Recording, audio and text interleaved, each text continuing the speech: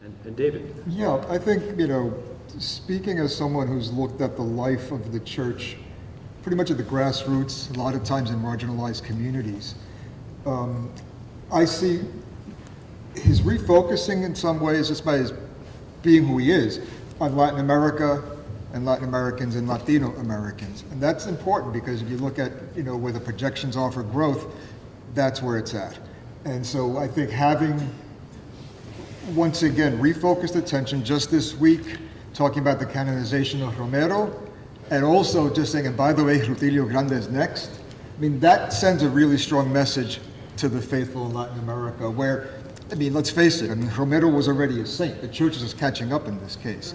But I think a lot of Latin America felt, the faithful in Latin America felt that, Romero was being pushed away by certain factions within the hierarchy, and Francis has been able to say, let's cut loose and get right to something that really is very important for a lot of Latino Catholics, just people in Latin America in general. He is seen as a major figure.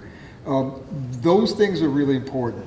The other thing I think has been moving away from the culture wars and focusing on the margins again. Again, nothing that hasn't been said before, but he has a certain way, a certain style that is very appealing. When I've covered 3 popes, and I've been up close with 2 of them, with John Paul II, and also I covered closely the meeting that they had in East Harlem with Francis. And there is a palpable difference in the feeling.